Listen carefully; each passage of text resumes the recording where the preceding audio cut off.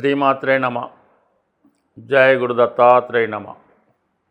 ఈ వీడియోలో మనం ధనుసు రాశి వారికి ఆలస్య వివాహానికి కారణాలు, నివారణ ఉపయోగాలు తెలుసుకుందాం.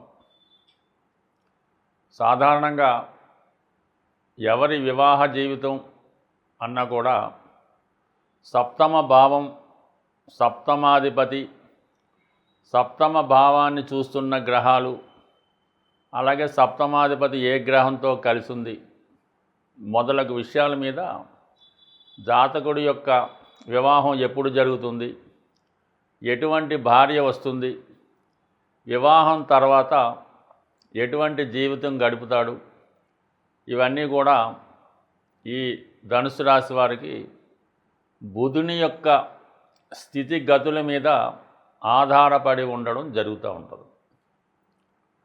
ఈ విధంగా పరిశీలించినప్పుడు సప్తమ భావం అంటే ఇది కామన్గా అన్ని లగ్నాల వారికి వర్తిస్తూ ఉంటుంది.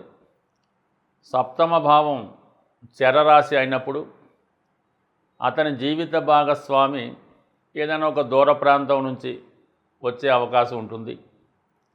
అదే స్థిర రాశి అయినప్పుడు జాతకుడికి పరిసర ప్రాంతాల్లో సుమారు ఒక 40-50 కిలోమీటర్ల దూరం నుంచే వచ్చే అవకాశం ఉంటుంది. అలాగే ద్విస్వభావ రాశి అయినప్పుడు సప్తమ భావం ఇంచుమించుగా అటు విదేశం అన్నా అవ్వచ్చు, స్వదేశం అన్నా అవ్వచ్చు, ఈ విధంగా నిర్ణయించడం జరుగుతూ ఉంటుంది.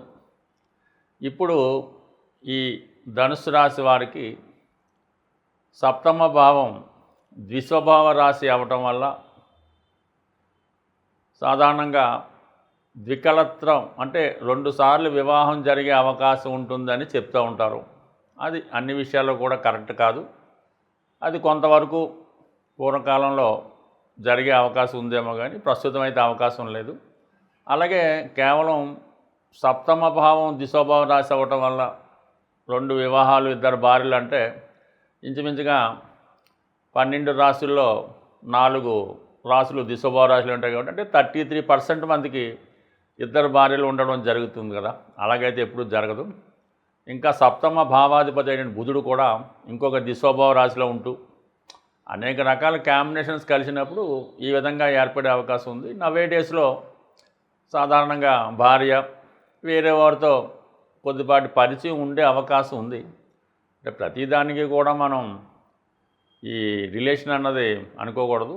అది అనేక రకాలుగా ఉండడం జరుగుతూ ఉంటుంది. బట్ ఏదైనా మిగతా రాశులతో పోల్చుకున్నప్పుడు ధనుసు రాశి, ధనుసు లగ్నం వారికి ఈ విధంగా 2 వివాహాలు కానీ 2 భార్యలు కానీ ఉండే అవకాశం వారి జీవితంలో జన్మజాతకంలో రాసి పెట్టి ఉంటే జరిగే అవకాశం ఉంది. అలాగే శుక్రుడు కూడా ఈ వీరి యొక్క వివాహ జీవితం మీద ఎక్కువగా ఆధారపడి ఉంటుంది. ఇక్కడ బుధుడు, శుక్రుడు 2 కూడా రవికి సమీపంలోనే తిరుగుతుంటాయి కాబట్టి మరి బుధుడు ఏమాత్రం పాపగ్రహాలతో కలిసి ఉన్నా, కంబస్ట్ అయి ఉన్నా వివాహం ఆలస్యం అవుతుంది. అలాగే బుధుడు శనితో కలిసినా, కేతువుతో కలిసినా కూడా వివాహం అన్నది డిలే అవుతూ ఉంటుంది. దాంతోపాటు శుక్రుడు వివాహ కారకుడు కాబట్టి శుక్రుడు ఏ గ్రహంతో కలిసి ఉంటే అటువంటి భార్య వచ్చే అవకాశం ఉన్నది. అలాగే అమ్మాయిల జాతకంలో కుజుడు ఏ రాశిలో ఉంటే, ఏ గ్రహంతో కలిసి ఉంటే అటువంటి భావాలు, అటువంటి వృత్తి కలిగిన భర్త వచ్చే అవకాశం ఉంటుంది. స్త్రీల యొక్క జాతకంలో కుజుడు చంద్రుడితో కలిసి ఉన్న చరరాశుల్లో ఉన్న ప్రస్తుతం విదేశంలో ఉన్నటువంటి భర్త రావడం కానీ, లేదా వివాహం తర్వాత అమ్మాయి బాగా దూర ప్రాంతంలో ఉన్నటువంటి ప్రయాణం చేయవలసి ఉంటుంది. అంటే దూర ప్రాంతంలో ఉన్న భర్త రావడం జరుగుతూ ఉంటుంది. సాధారణంగా అమ్మాయిల జాతకంలో కుజుడు గురువుతో కలిసి ఉంటే మంచి అనుకూలమైన భర్త రావడం జరుగుతూ ఉంటుంది. అదే రాహుతో కలిసి ఉంటే మంచి సమర్థుడు, సాఫ్ట్వేర్ రంగంలో కానీ కన్స్ట్రక్షను, సివిల్ ఇంజనీరింగ్కి సంబంధించినటువంటి భర్త వచ్చినప్పటికీ కూడా చాలా కఠినమైనటువంటి భావాలు కలిగి ఉండి కొంత చెడు మనస్తత్వాన్ని కలిగి ఉన్నటువంటి భర్త వచ్చే అవకాశం ఉంటుంది. అలాగే కుజుడు కేతువుతో కలిసి ఉన్నా కూడా వారి జీవితంలో వివాహ జీవితంలో విచ్ఛిన్నం అయ్యే అవకాశం ఉంది. నాడీశాస్త్ర గ్రంథాల ప్రకారం ఎవరి జన్మజాతకంలో అయినా కుజుడు కేతువులు కలిసి ఉంటే వారి వివాహ జీవితం ఎందుకు వివాహం చేసుకున్నామా అలాగా అనిపిస్తూ ఉంటుంది అన్నమాట. అంత కష్టంగా ఉంటుందని చెప్తూ ఉంటారు. అయితే వీటి మీద శుభగ్రహాల దృష్టి ఉన్నప్పుడు ఒకలాగా, పాపగ్రహాల దృష్టి ఉన్నప్పుడు మరొకలాగా జరుగుతూ ఉంటుంది.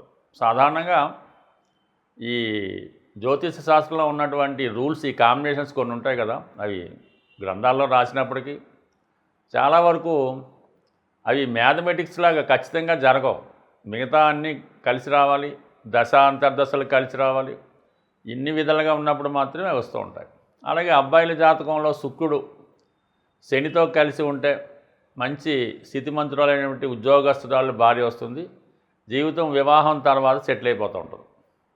అలాగే వీరి జాతకంలో శుక్రుడు శని కలిసి ఉన్న, బుధుడు శని కలిసి ఉన్న అంటే ఆ డిగ్రీలు, ఆ రాశులు, అలాగే వాటి మధ్య ఉన్నటువంటి నక్షత్రాలు ఇవన్నీ కూడా పరిశీలించినప్పుడు ఈ కాంబినేషన్ ఉంటే కంపల్సరీగా ప్రభుత్వ ఉద్యోగం చేసే అమ్మాయి కానీ, బాగా చదువుకొని పెద్ద కంపెనీలో ఉద్యోగం చేసే అమ్మాయి కానీ వచ్చే అవకాశం ఉంది. బట్ ఏదైనా ధనుసు రాశి వారి వివాహ జీవితం శుక్ర బుధ గ్రహాల మీద ఆధారపడి ఉంటుంది. సాధారణంగా వీళ్ళ జీవితంలో సహజ సప్తమ స్థానం అయినటువంటి తులారాశి లాభస్థానంలో ఉండడం వల్ల కామన్గా వాళ్ళ వివాహ జీవితం అంటే వాళ్ళ యొక్క సక్సెస్ వివాహం తర్వాత ఆధారపడి ఉంటుంది. ఎవరికైనా తులాలగ్నం వారికి, తులారాశి వారికి వివాహం తర్వాత మాత్రమే వాళ్ళ జీవితం అనుకూలంగా ఉంటుంది. అది పూర్తిగా గ్యారెంటీ అయితే కాదు, అది నవాంశ బట్టి కూడా ఉంటుందన్నమాట. అంటే మనకి నవాంశలో రాశి కన్నా నవాంశ బలంగా ఉండి అందులో శుక్రబుధులు బలంగా ఉంటే వివాహం తర్వాత జీవితం బాగుంటుంది. అదే నవాంశలో నీచగ్రహాలు ఉంటూ ఈ శుక్రబుధులు కూడా పాపగ్రహ కలిసి కానీ నీచలో కానీ ఉంటే మాత్రం వివాహం తర్వాత డౌన్ఫాల్ స్టార్ట్ అవ్వడం జరుగుతూ ఉంటుంది. ఏదైనా ధనుసు రాశి వారి వివాహ జీవితం మరి వారి యొక్క భాగ్యస్థానం బట్టి, నవాంశ బట్టి, శుక్రబుధులను బట్టి ఆధారపడి ఉంటుంది. ఈ రాశివారు మరి శుక్రబుధుల అనురాగం అంటే ఈ రాశివారు శుక్రబుధుల యొక్క బలం కొరకు విష్ణు సహస్రనామ పారాయణం, లక్ష్మీ స్తోత్రం, లక్ష్మీ అష్టోత్తరం అంటే విష్ణు సహస్రనామాలు రెండు కామన్గా కలిసి ఉంటాయి. ఆ రెండు నిరంతరం పారాయణ చేయడం వల్ల వీరి జీవితంలో ఎటువంటి వివాహ సమస్య ఉన్నా అది పరిష్కారం అవుతుంది. వివాహం తర్వాత అనుకూలంగా ఉండాలన్నా, వివాహం తొందరగా కావాలన్నా స్త్రీలకి ఎప్పుడూ కూడా వాళ్ళు నిత్యం వారు చేసే ఈ స్నానం చేసినప్పుడు ఆ స్నానం చేసుకునే వాటర్లో కొద్దిగా పసుపు కలిపి స్నానం చేయడం వల్ల, అలాగే ఏదైనా దైవ దర్శనానికి టెంపుల్స్కి వెళ్ళినప్పుడు సాంప్రదాయ దుస్తులు ధరించడం, ముఖ్యంగా రెండు చేతులకు కూడా గాజులు అంటే మట్టి గాజులు ధరించడం, అలాగే నుదిటిన సింధూరం, కాళ్ళకి పట్టీలు ఇవి ధరించడం వల్ల వారి జీవితం ఆనందంగా సంతోషంగా ఉంటుంది. తొందరగా వివాహం జరుగుతుంది. వివాహం తర్వాత కూడా అనుకూలంగా ఉంటుంది. అలాగే మగవారు కూడా సాంప్రదాయంగా ఉంటూ ప్రతిరోజు సూర్య నమస్కారం చేసుకొని ఆదిత్య ఉదయం చదువుకుంటూ హనుమాన్ ఆలయం దర్శించడం, హనుమాన్ను పూజించడం, బ్రహ్మచర్యాన్ని పాటించవలసి ఉంటుంది. 100% వివాహం జరిగేంత వరకు కూడా బ్రహ్మచర్యం పాటిస్తే వారి జీవితం వివాహం తర్వాత మోస్ట్ సక్సెస్ఫుల్గా ఉండడం జరుగుతూ ఉంటుంది. ఇది సాధ్యం అసాధ్యం నాకైతే తెలియదు, కానీ ఇరువురికి తొందరగా వివాహం జరగడానికి ఒక అద్భుతమైనటువంటి రెమెడీ చెప్పడం జరుగుతుంటుంది. సుమారుగా ఒక 25 సంవత్సరాలుగా నేను జ్యోతిష్ శాస్త్రంలో ఈ పరిహారం ప్రతి ఒక్కరికి వివాహం కాని వారికి చెప్తూ ఉంటాను. ఇంచుమించుగా ఇది మనకు అవ్వలేదు అని ఒకళ్ళిద్దరు కూడా నాకు వచ్చి చెప్పినట్టు గుర్తయితే లేదు. అటువంటి గొప్ప రెమెడీ అంటే దీంట్లో శ్రద్ధ ఇంపార్టెంటు, నమ్మకం ఇంపార్టెంటు. అప్పుడే మాత్రం ఈ ఫలిస్తుంది. ఇది చాలా సింపుల్ రెమెడీ. ఒక 8 మంగళవారాలు సెలెక్ట్ చేసుకోవాల్సి ఉంటుంది.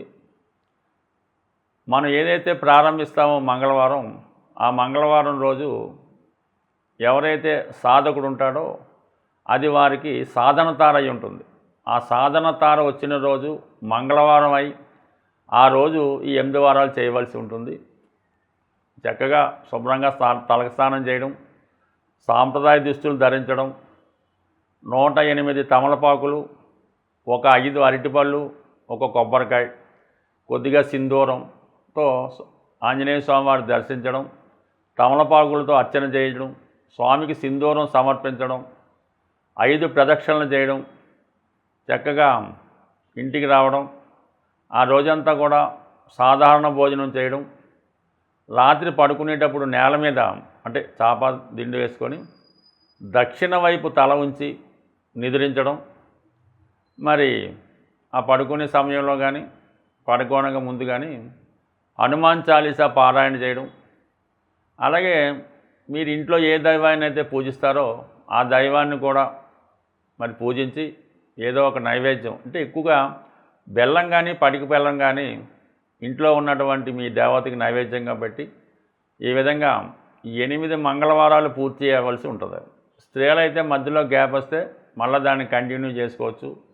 ఈ 8 వారాలు ఖచ్చితంగా చేయడం వల్ల వివాహం తొందరగా జరిగే అవకాశం ఉంది. దీనికి ఇంకా మధ్యలో చిన్న చిన్న రెమెడీస్ కూడా ఉంటాయి, అవి కూడా చేసుకుంటే ఇంకా ఎర్లీగా అవుతుంది. ముఖ్యంగా నల్ల చీమలకి మరి మంగళవారం రోజు బియ్యం పిండి పంచదార కలిపి నల్ల చీమలకి ఆహారంగా వేయడం, మరి రాహు ప్రభావం ఎక్కువగా ఉంటే బార్లీతో తయారు చేసినటువంటి చిన్న చిన్న అంటే బార్లీ పాలు కలిపి చిన్న చిన్న ఉండలుగా తయారు చేసి చెరువులో ఉన్నటువంటి చేపలకి ఆహారంగా వేయడం వల్ల తొందరగా వివాహం జరిగే అవకాశం ఉంది. స్వస్తి.